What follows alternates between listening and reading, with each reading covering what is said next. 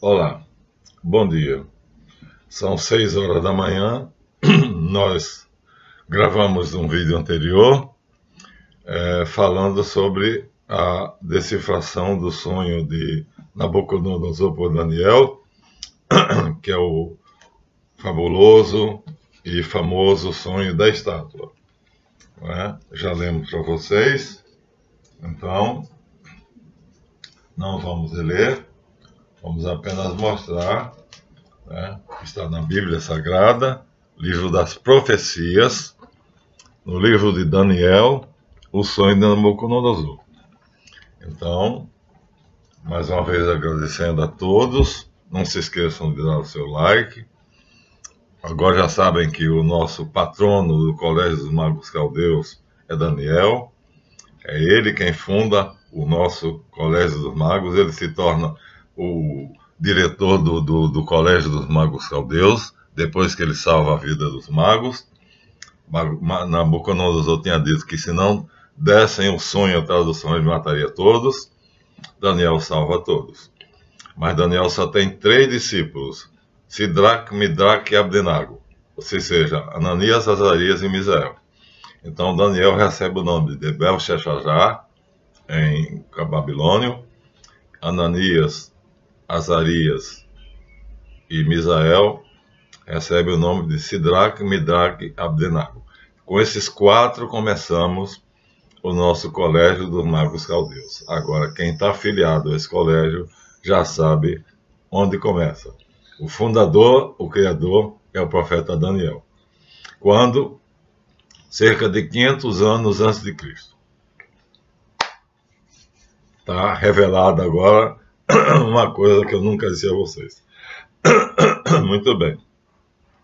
Muito bem. Vamos lá.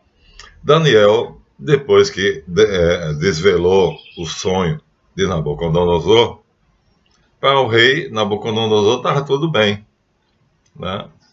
Estava decifrado o sonho, ele reinaria até a morte, depois seria sucedido por outro rei, por outro, até que finalmente viria o império que não teria fim, o rei que não teria fim. Mas antes desse rei que não teria fim, que era uma pedrinha que se desprenderia de um grande rochedo e quebraria assim os pés da estátua. E esses pés da estátua são simbolizados pelas coxas, pelas pernas e pelos pés. Só que as coxas e as pernas são de ferro e os pés são metade de ferro, metade de barro. E aí nós estamos no Império Romano.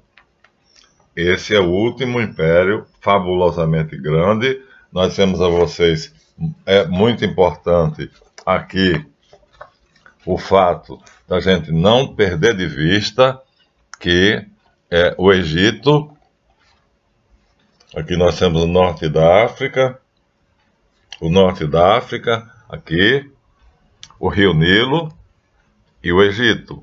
Aqui nós temos o Monte Sinai e aqui nós temos a Cirofenícia. Então, antes, aqui era o reino dos Ptolomeus e aqui o dos Seleucidas. Agora, Roma conquista tudo. Aqui nós temos o Império Romano. E aí, esses lugares continuam tendo o devido valor.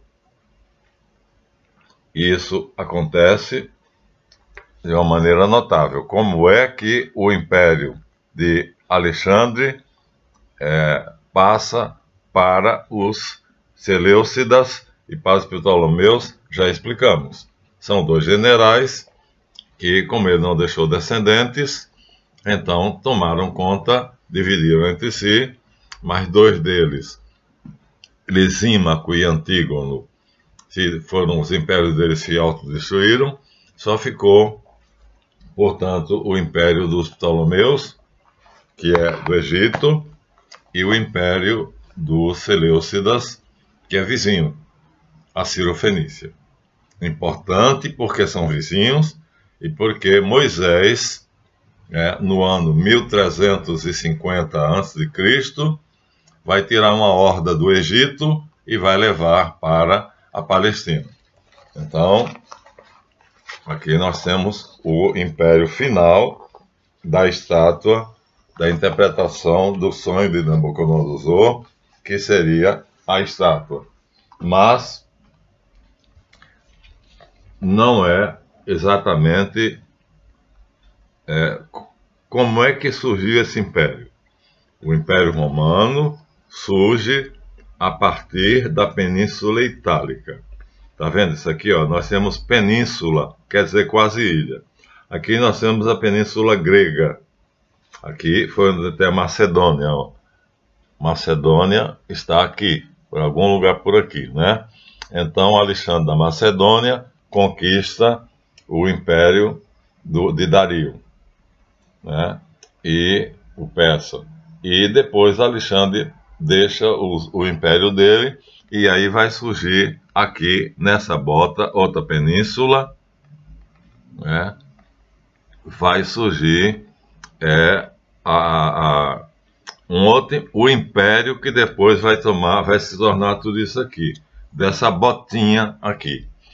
Essa botinha, na verdade, vamos a ela. Tudo começa com essa botinha.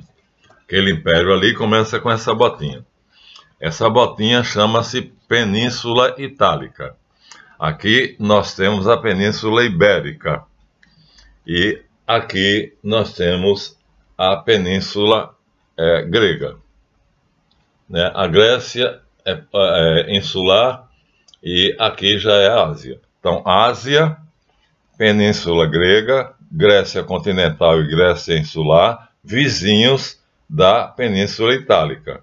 E aqui no extremo da Europa, a Península Ibérica. Pois bem, acontece que aqui vai acontecer um fato. A Ásia tem uma cidade chamada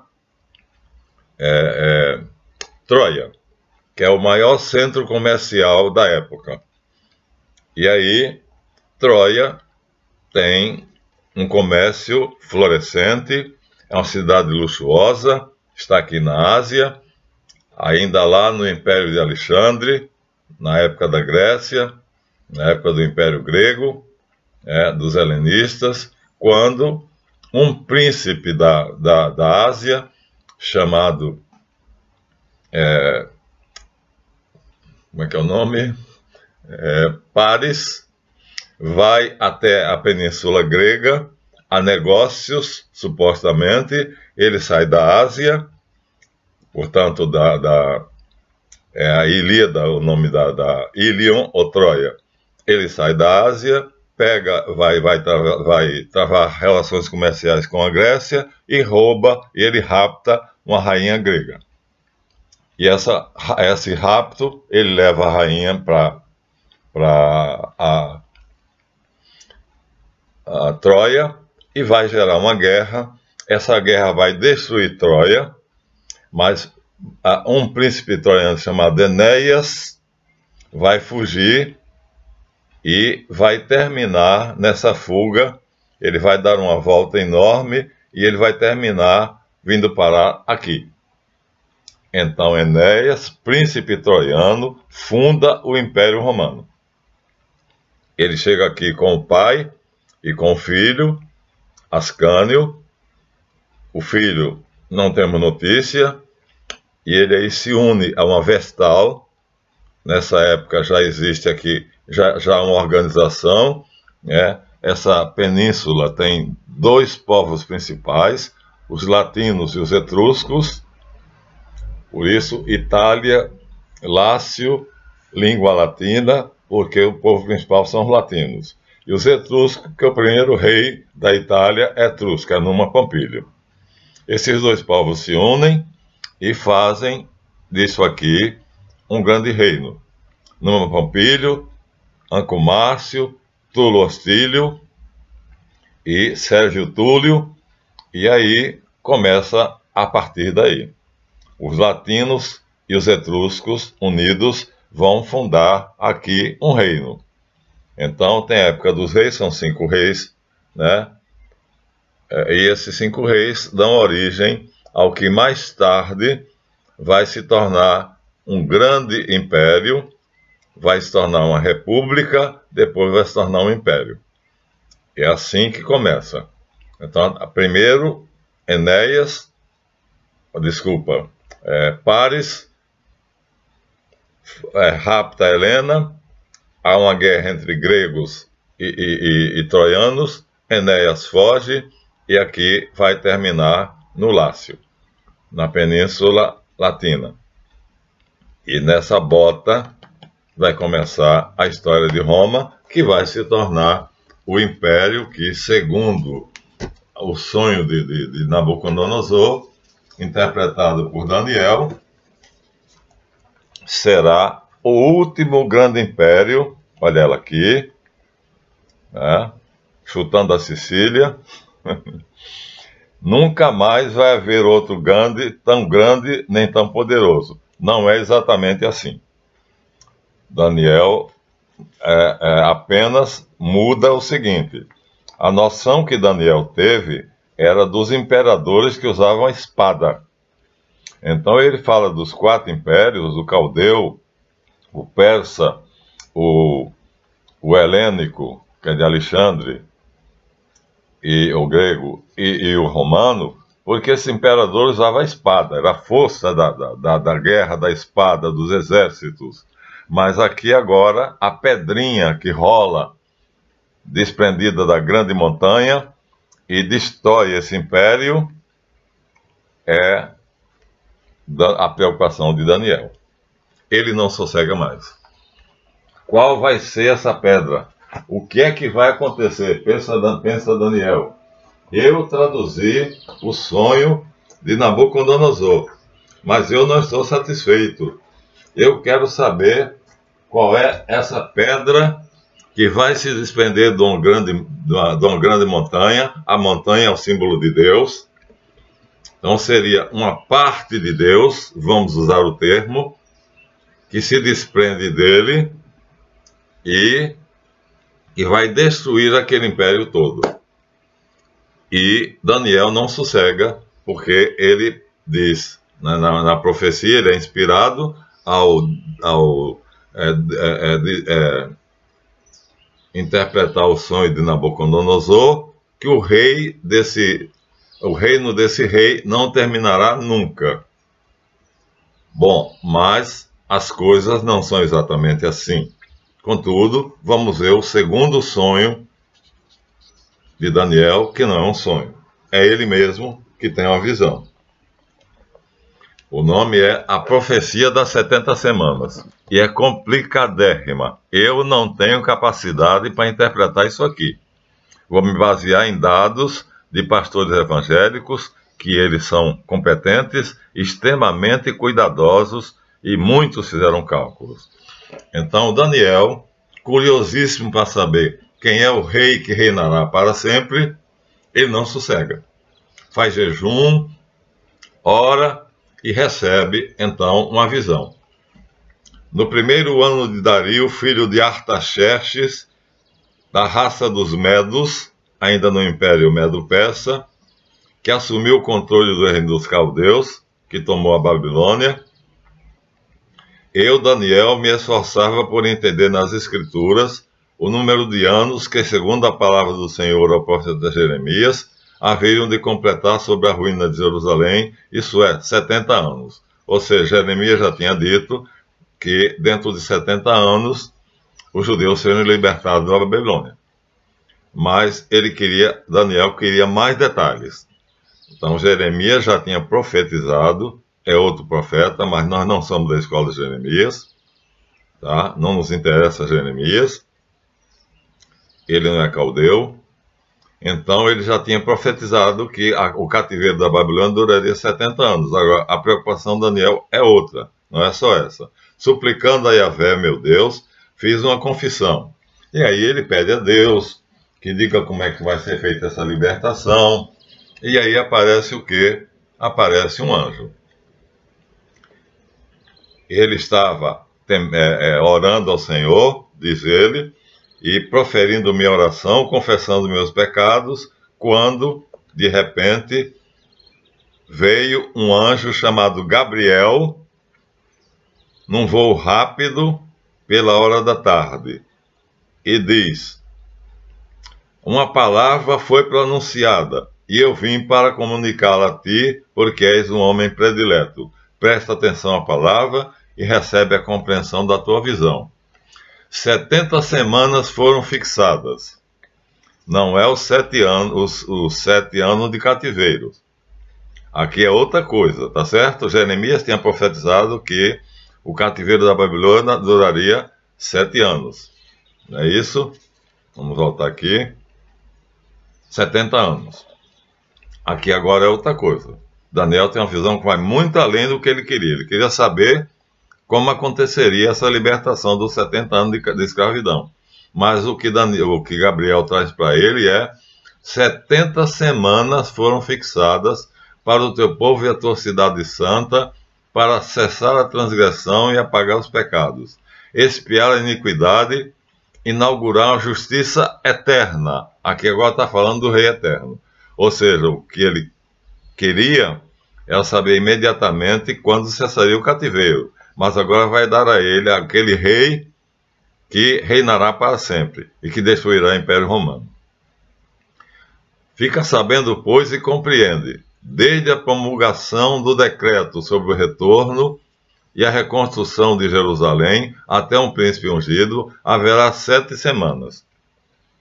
Olha, para você é complicada, por isso eu não tenho a menor intenção, que eu não sou bom em matemática nem cálculo.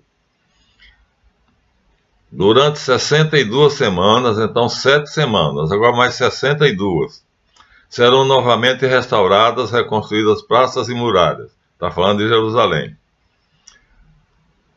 E depois dessas 62 semanas, o ungido será eliminado. É Baraquias. É um sumo sacerdote que é assassinado dentro do santuário.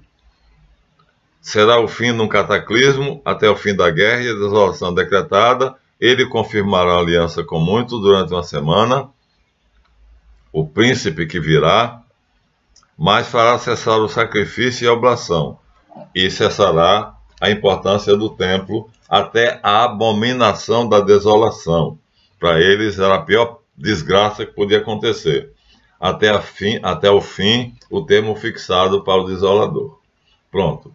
E aí, essa é a profecia que Daniel recebe, dizendo que dentro de 70 semanas, então, acontecerá o rei que reinará para sempre. Ele queria uma coisa, recebe outra. Ele queria detalhes sobre o cativeiro de 70 anos que Jeremias já tinha previsto. Duraria 70 anos e seriam libertados. Foram, por Ciro. Agora ele queria mais detalhes e, na verdade, é dado a ele o rei que reinará para sempre. 70 semanas. Bem, minha gente, os pastores evangélicos que fizeram os cálculos são muitos, mas é muito difícil, porque vocês viram ali que a coisa é bem enrolada. Tem 60 semanas, depois tem 7 semanas, depois eles chegaram à seguinte conclusão: as 70 semanas são 70 semanas de anos. Se são 70 semanas de anos, são 70 anos vezes 7. Porque uma semana são 7, e, portanto, se são de anos, então 7 dias dão uma semana. Mas como são 70 semanas, então são 70 vezes 7. Dá 49. 7 vezes 7, 49. O cálculo é preciso. Os pastores que fizeram o cálculo, eles oscilam, né? Eles pegam, porque existem 3 dados: 60 semanas, depois 7 semanas, depois 70 semanas. E a partir de vários dados, até a eliminação de um ungido, até que um príncipe faça aliança com outro e cause uma grande desolação em Jerusalém, os dados são muitos. Eu não tenho essa capacidade. Mas consultando quem tem, então acontece o seguinte: o que está sendo revelado ali a Daniel é exatamente o destruidor do Império Romano. Aquela pedrinha que no sonho de Nabucodonosor se desprende do rochedo, um pedaço de Deus, e que nós chamamos o Mashiach, e vai destruir o Império Romano. Então, quem é esse Mashiach que vai destruir o Império Romano? Jesus de Nazaré. Agora vocês entendem por que tanta importância eu dei ao Egito e a Jerusalém. Por quê? Porque nós sabemos que o Império Romano é o maior, mas levando-se em conta a metodologia antiga de conquistar pelas armas, portanto a espada. E o Império Romano começa aqui, Enéas, príncipe troiano, chega e tem um caso com Réa Sílvia, que é uma vestal, e tem dois gêmeos, Rômulo e Remo. Acontece que eles dois fundam a cidade de Roma, e aí a partir daí vem toda a história do Império Romano, que nós não vamos chegar aos detalhes, mas chega a esse tamanho. Entretanto, uma simples pedrinha, ou seja, um homem nascido exatamente, agora vem a importância, né, no Egito não, nascido do povo que veio do Egito. Onde é que está o Egito? O Nilo, está aqui, ó, Moisés, 1350 anos antes dele, tira uma horda daqui e leva para a Cirofenícia, 1350 anos antes de Cristo. Acontece que no ano 500, aproximadamente, Daniel recebe a revelação de que essa pedrinha que nascerá aqui é um pedaço de Deus, é o Mashiach, é o Messias. Os cálculos são precisos, 70 semanas de anos. O anjo Gabriel diz 70 semanas, mas não são 70 semanas só. 70 semanas de anos. 7 vezes 7, 49. Vai dar 490 anos, mas a partir de um dado. São oferecidas 3 referências. Cada pastor parte de uma referência diferente. Vai dar entre 36 a.C. a 29 da era cristã. 36 a.C.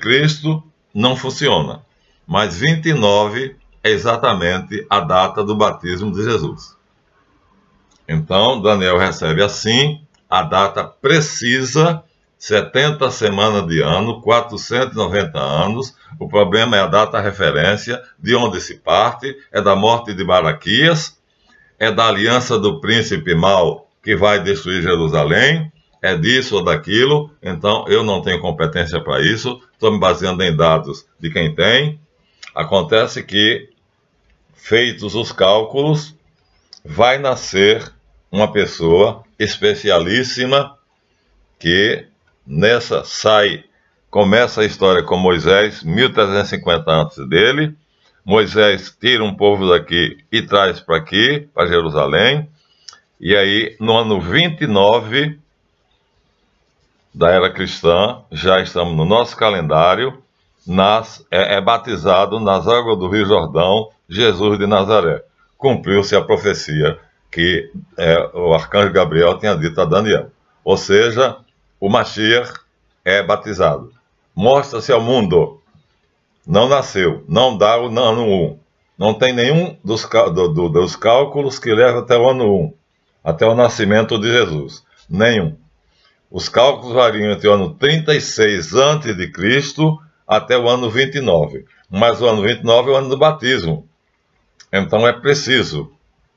Quer dizer, um dos pastores que fez o cálculo chega ao ano do batismo, em que Jesus é batizado por João no Rio Jordão. E aí sim, o Império Romano era sustentado em 2 pilastras. Primeiro, o imperador era considerado Deus divino. Então, toda essa terra aqui, todos os exércitos romanos guerreavam, conquistavam para o imperador.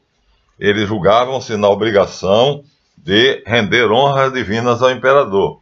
E porque o imperador era divino, então eles combatiam pelo imperador. Aí acontece que a divindade de Cristo vai superar a do imperador, que é falsa.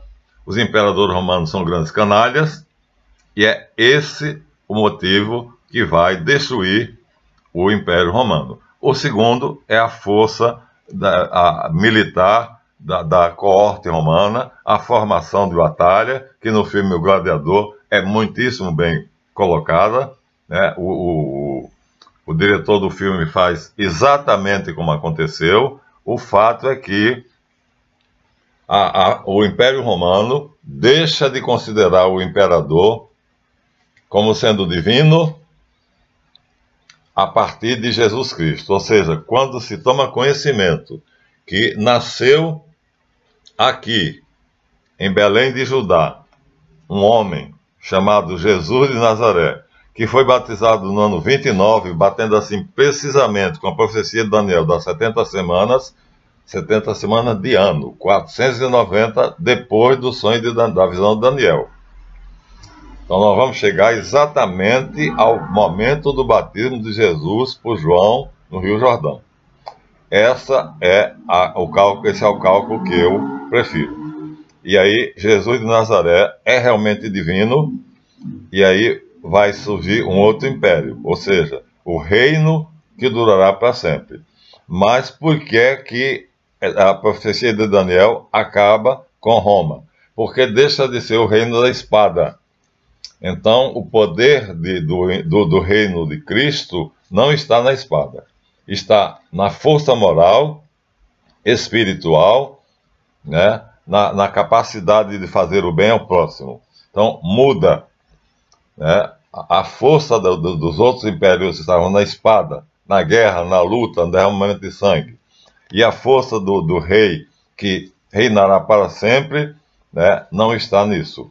Não está nas hordas dos exércitos, não está na formação maravilhosa que foi feita no filme O Gladiador. Exatamente, um trabalho primoroso, não está. Então, em determinado momento, nasce, e a profecia de Daniel, a visão se cumpre, porque quando se calcula, a partir de um daqueles dados, que é muito complicado, e eu não vou ter a ousadia de tentar dizer o que eu não sei fazer. Estou baseado em dados de cálculos de pastores evangélicos que são muito competentes. Dá 490, 7 vezes 7, 49. 70 semanas de anos. Dá 490 anos. A partir de um determinado fato, vamos encontrar então Jesus sendo batizado por João Batista aqui no Rio Jordão. Jesus vai destruir tudo isso aqui. Por quê? Porque ele é verdadeiramente divino, porque a religião dele, portanto, o império dele, né, o reino dele, vamos chamar assim, né, tem força moral, né, renova, a conquista dele é conquistar os corações. Então, por isso que Daniel para no Império Romano, porque cessa a força da espada, a força dos exércitos, e entra uma outra força. O Império Cristão, o reino de Deus, é pela força da palavra, da verdade, do Espírito, do reerguimento moral do homem. Por isso que cessa um ciclo e começa outro. Entenderam? Por isso que a profecia de Daniel, de Nabucodonosor só vai até aqui. Porque a partir daqui, o reino de Cristo é outra arma.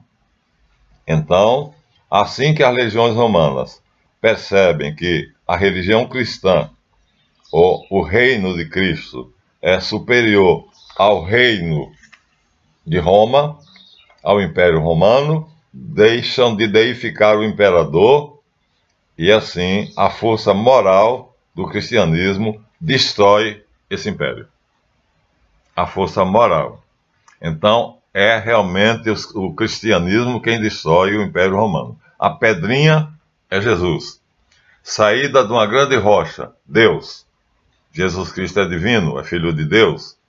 E ele, de fato, através da palavra, da verdade, né, do amor ao próximo, ele cria um reino, ele funda um reino que vai fazer com que as legiões romanas se rebelem e os generais matam o imperador, tomam o trono e, finalmente, um reino. Tudo isso aqui se torna um único reino, chamado cristianismo. O reino de Cristo se estabelece. O antigo Império Romano, baseado na força da espada, e na estratégia do exército romano vai cair e vai ceder lugar a um outro reino, um reino cujo rei reina pela palavra da verdade, reina pela força moral, reina pela conquista dos corações, e aí será maior do que o Império Romano. Tomará conta do mundo todo, e o reino dele é para sempre. Então, agora estamos aqui mostrando como caiu o Império Romano. Vamos um pouquinho adiante, e aí ele vai ser substituído. O Império Romano cai e vai ser substituído, né? A pedrinha é Jesus, vinda da rocha, que é Deus. E aí, a obra divina faz com que o Filho de Deus crie um reino, e esse reino destrói a obra humana dos exércitos romanos, e a espada cede lugar ao báculo, o cajado de pastor. Jesus se apresenta como um bom pastor. Então o cajado do pastor vai destruir a espada. Então tudo foi conquistado por Roma, foi conquistado pela força da espada e pelo derramamento de sangue. O reino de Cristo vai ser pela força moral, da verdade, da palavra, do amor ao próximo. Então por isso que acaba um tipo de um ciclo e passa a vir outro ciclo. Esse ciclo se chama o reino de Deus, o cristianismo.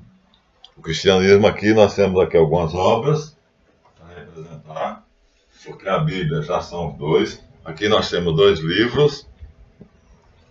Aqui nós temos um livro que mostra, né, alguns dados sobre o Império Bizantino, que é o Império Cristão do Oriente. Poderíamos mostrar a vocês algumas coisas, mas já mostramos antes. Aqui nós temos São Miguel Arcanjo, a imagem de São Miguel Arcanjo, né? Aí já estamos no Império Cristão, ou seja, o Império Romano já caiu. Já caiu porque aqui nós temos uma imagem do rosto de Cristo, de Jesus, idealizada, né? E assim vai desaparecer. Aqui nós temos várias imagens, os apóstolos. Então, o outro livro é a Enciclopédia Life, chamada Idade da Fé. Também vai apresentar o cristianismo, Idade da Fé. Então, é o reino que não terá fim. Aqui nós já mostramos a vocês a vida num castelo. O castelo era o centro do cristianismo, da vida feudal, chama-se feudalismo. O Império Cristão vai chamar feudalismo, e a economia é basicamente agrária. Aqui nós temos monges, né, de uma ordem beneditina, trabalhando no campo para plantar e colher. O feudalismo é fundamentalmente agrário. Então nós temos aqui dois livros que mostram, e esse império substitui o Império Romano. Aqui está o mapa do antigo Império Romano, agora o reino de Cristo. Mas vai haver um momento em que esse reino passa de Roma, da espada, para o Papa de Roma, que seria, aqui tem a cavalaria, que é a maior instituição do cristianismo, é a cavalaria. Então esses dois livros são representativos exatamente do cristianismo. São dois livros que mostram o que foi o feudalismo, que começa no ano 500 e vai até o ano 1400, mais ou menos. Tá? Então são dois livros diferentes, né? Um é da Enciclopédia Life, todos dois, Biblioteca Life, todos dois. Então, assim, a pedrinha se tornou uma força que destrói o Império Romano e vai trazer uma novidade: o Evangelho de Jesus Cristo. Evangelho quer dizer a boa nova. A novidade é: Deus ama todo mundo. Deus não ama só os ricos. Deus não ama só os poderosos. Então nós temos 2 evangelhos, né? Aqui é em linguagem comum, é história comum, mas toda essa história é a síntese dessa Bíblia, que é feita no ano 400, a Bíblia Vulgata, por São Jerônimo. É a primeira Bíblia traduzida do grego para do hebraico e do grego para o latim. Então, nós temos essa Bíblia famosíssima, que é a Bíblia Vulgata Clementina. É um marco, porque ela inicia exatamente o império do Papa de Roma, o Cesaropapismo. No ano 430 a 500, então começa o reino de Cristo, na pessoa do Papa, que é seu representante. Só que o Papa não vai honrar esse cargo. Então o Império Cristão, o rei que durará para sempre, reina, mas o seu representante terreno vai desonrá-lo. Então, quer seja oficial, aqui nós temos a Bíblia Vulgata, traduzida por Jerônimo. Aqui nós temos o Evangelho feito como sendo uma história, uma reportagem, para você ler e ter uma noção do que foi, né? E nós temos o Novo Testamento, e pode ser Evangelhos apócrifos. Aqui tem 115 apócrifos, mas o que vai acontecer é a cultura cristã vai se espalhar e o reino de Jesus Cristo vai tomar conta do Império Romano. Foi o que nós dissemos a vocês. Então, aquele magnífico império cede, desaparece, e no lugar dele, então, surge outro império, o Império Cristão, do rei que reinará para sempre. Mas veja, o rei reinará para sempre, mas o representante dele nem sempre o honra. Portanto, será falível. E assim, o cristianismo não se confunde com o reino de Cristo. As igrejas cristãs desonram Jesus, mas Jesus reina. E aí, é por isso que Daniel diz que aquela pedrinha vai dar início a um reino que reinará para sempre. Hoje é maior do que isso aqui. Aqui nós temos apenas o Império Bizantino. Aqui nós temos só o Bizantino. Mas nós temos 2 livros, né? Idade da Fé, Enciclopédia Time Life. E aqui apenas Bizâncio. Então, aqui está o rosto do rei que reinará para sempre. Parece estar com raiva, né? Mas aqui nós temos. Então, minha gente, agora Daniel recebeu uma revelação que ele não imaginava. Ele recebe agora a pedrinha que Nabucodonosor, no sonho, pegava tudo, continua sendo agrário, tá vendo? Ó? Continua sendo uma civilização agrária e tem a cavalaria, que é a grande instituição medieval, é a cavalaria, e vão usar a espada. Não deviam, né? Não deviam, porque o reino de Jesus Cristo deveria ser, aqui é um santo, São Basílio, o Magnífico. Então vai haver pessoas que honram o reino de Deus e pessoas que o desonram.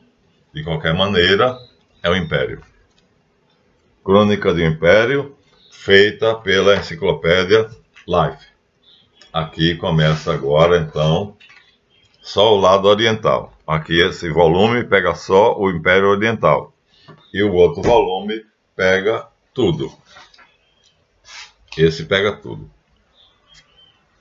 Então agora, Daniel foi além, por isso que eu disse, a Bíblia é um livro de profecia. Daniel foi além do que ele imaginava. Recebe uma visão em que uma pedrinha se desprende de uma grande rocha e cria um reino que reinará para sempre. Ele reina. Ele impera. Ele vive. Viva Cristo.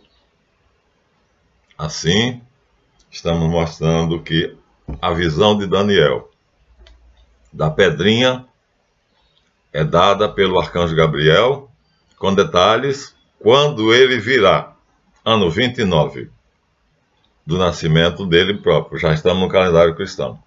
Pega ele sendo batizado por João no Rio Jordão. Pronto. Agora está aí. Vai começar no ano 500 por causa de um fato curioso. Átila, o Huno, tenta invadir Roma e o Papa de Roma tem coragem de enfrentá-lo.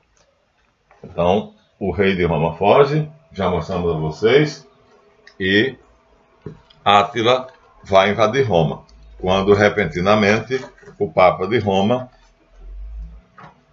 tem a coragem de sair e enfrentar o exército de Átila. Está aqui o quadro que eu mostrei várias vezes.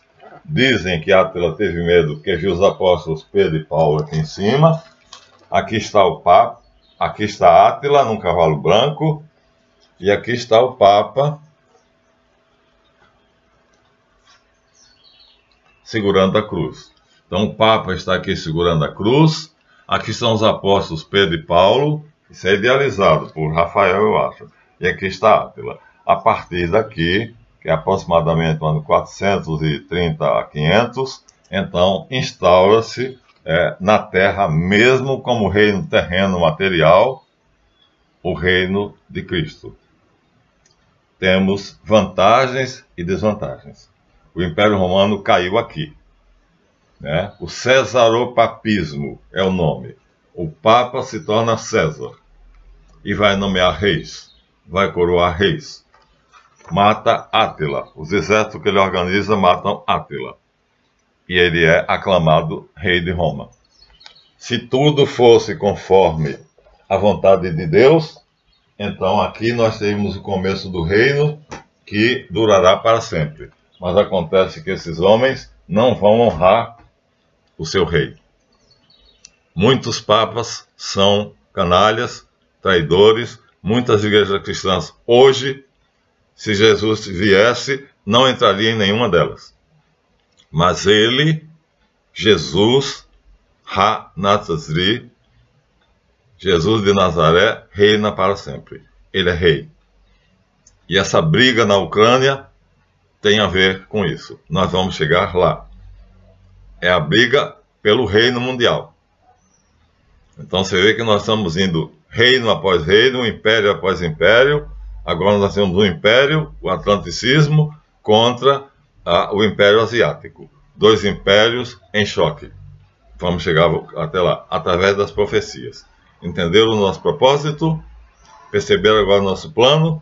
O plano é esse. É mostrar se nós temos condições de saber se nós sobreviveremos ou se será o fim. Apocalipse Sinal é o que nós pretendemos dizer a vocês, baseados nas profecias. Daniel ainda vai aparecer.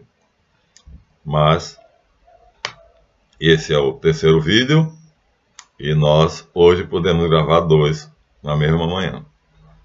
Tá bom? Então, até o próximo. Muito obrigado a todos que têm contribuído para a grandeza do nosso canal, que eu acho que está ficando cada vez melhor.